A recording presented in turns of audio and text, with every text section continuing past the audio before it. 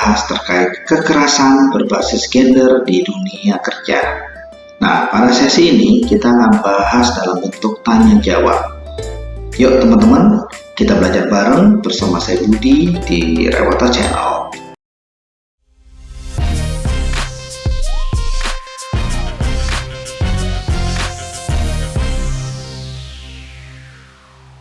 Teman-teman, kekerasan berbasis gender merujuk pada definisi kekerasan berbasis gender oleh Komisioner Tinggi Persatuan Bangsa-Bangsa untuk pengungsi sebagai kekerasan langsung pada seseorang yang didasarkan pada jenis kelamin atau gendernya.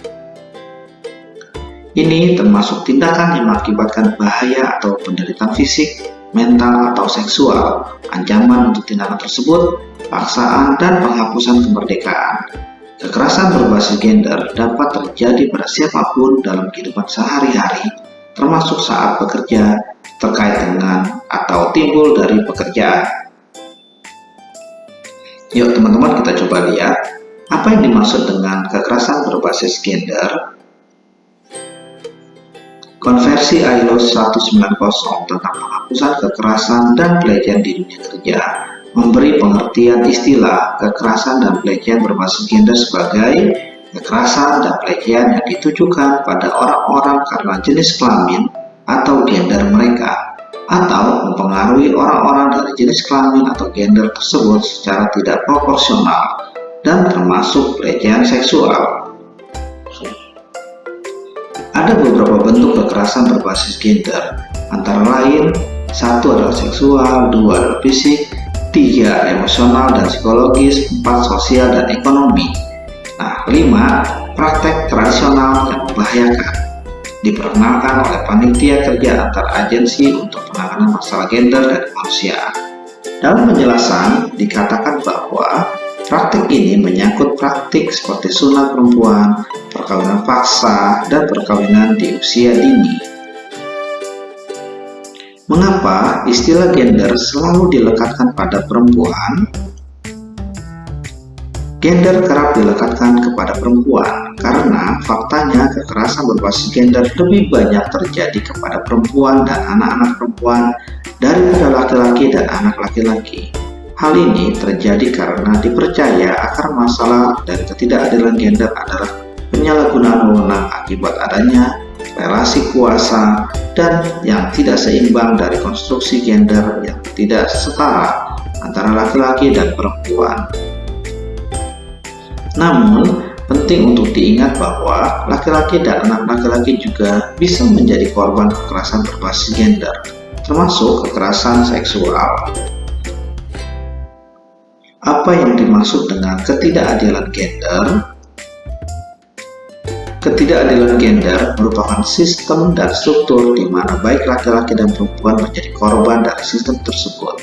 Bentuk ketidakadilan gender dan contoh di dalam dunia kerja yakni yang satu adalah marginalisasi, pemikiran karena jenis kelamin. Misalnya, perempuan dianggap tidak memiliki kapasitas untuk menduduki jabatan pimpinan sebagian budaya maupun sebagian penafsir keagamaan memberi tempat yang berbeda atas peran perempuan sebagai pemimpin keagamaan atau pemimpin keluarga dalam masyarakat. Kedua, subordinasi laki-laki diposisikan atau dianggap lebih penting. Sebaliknya, perempuan diposisikan atau dianggap lebih rendah.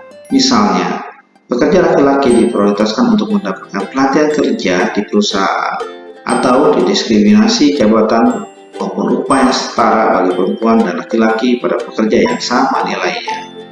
Ketiga, pelabelan atau penandaan terhadap perempuan yang menimbulkan kerugian atau menimbulkan ketidakadilan.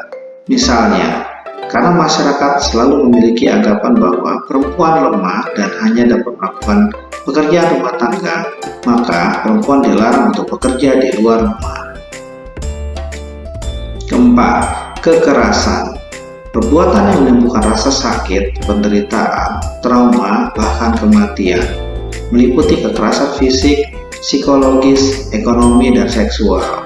Misalnya, kekerasan seksual di tempat kerja. Kelima, beban ganda, yaitu adanya pembagian peran kerja tanpa disertai dengan pembagian peran yang adil. Misalnya, pekerja perempuan yang bekerja di pabrik, ketika sampai di rumah ia masih harus bertanggung jawab atas semua pekerjaan domestik, kebersihan rumah hingga mengasuh anak, tanpa adanya kontribusi yang setara dari suaminya. Apa saja cakupan dunia kerja yang diatur dalam Konvensi ILO 190? KILO 190 yang disahkan dalam Sidang Organisasi Perburuan Internasional pada tanggal 10 Juni 2019 menyebut dunia kerja karena luasnya cakupan ruang lingkup perlindungan konvensi ini, yakni berlaku bagi pekerja di semua sektor pekerjaan, baik swasta maupun publik, baik formal maupun informal, di daerah, perkotaan maupun pedesaan. Konvensi ini menekankan perlindungan bagi pekerja terlepas dari status kontrak, orang dalam pelatihan, termasuk pekerja magang, orang yang pekerjaannya telah diberhentikan, relawan, mencari kerja, dan pelamar kerja, serta individu yang menjalankan wewenang, tugas, dan tanggung jawab sebagai pemberi lapangan kerja. Pasal 2 KILO 190. Selain itu, Pasal 3 menyebutkan lokasi atau tempat terjadinya kekerasan dan pelecehan yang dimaksud bukan hanya di tempat kerja, termasuk juga yang terjadi dalam perjalanan ke tempat kerja terkait dengan atau timbul dari pekerjaan sebagai berikut. Yang pertama, di tempat kerja, termasuk ruang publik dan pribadi yang menjadi bagian dari tempat kerja. 2. Di tempat-tempat di mana pekerja dibayar, beristirahat atau makan atau menggunakan fasilitas sanitasi, mencuci, dan berganti pakaian. Ketiga, selama perjalanan, pelatihan, acara atau kegiatan sosial yang terkait dengan pekerjaan. Keempat, melalui komunikasi terkait pekerjaan, termasuk yang dimungkinkan oleh teknologi informasi dan komunikasi. Kelima, diakomodasi yang disediakan perusahaan. Dan keenam, saat bepergian ke dan dari tempat kerja.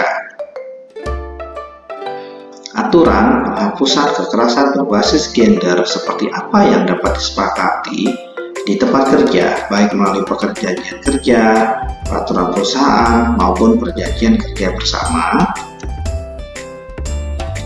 Aturan yang dapat disepakati di tempat kerja untuk mengimplementasikan KILO 190 antara lain: yang pertama, memastikan akses yang mudah untuk mendapatkan penyelesaian yang tepat dan efektif, serta pelaporan dan mekanisme penyelesaian perselisihan yang aman, adil, dan efektif dalam kasus kekerasan dan pelecehan di kerja, seperti prosedur pengaduan dan investigasi, serta bila perlu mekanisme penyelesaian sengketa di lingkungan tempat kerja, lalu perlindungan terhadap viktimisasi atau pembalasan terhadap pengadu, korban, saksi, dan pelapor, lalu langkah-langkah dukungan hukum, sosial, medis, dan administrasi untuk pengadu dan korban.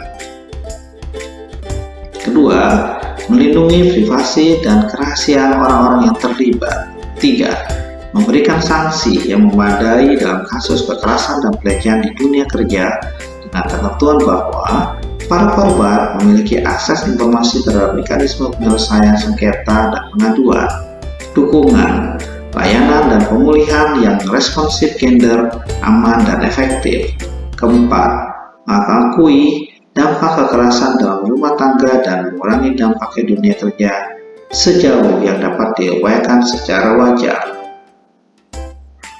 5. Memastikan bahwa pekerja memiliki hak untuk keluar dari situasi kerja yang menurut mereka cukup beralasan dan diyakini menimbulkan bahaya serius bagi kehidupan, kesehatan, atau keselamatan akibat adanya kekerasan dan pelecehan, tanpa mendapatkan sanksi kerja yang tidak semestinya. 6. Memastikan adanya waktu istirahat atau cuti berbayar bagi korban kekerasan dan pelecehan di dunia kerja yang membutuhkan waktu untuk mengurus kasusnya, mengupayakan pemulihan hingga siap bekerja kembali. Oke teman-teman, ini adalah sumbernya.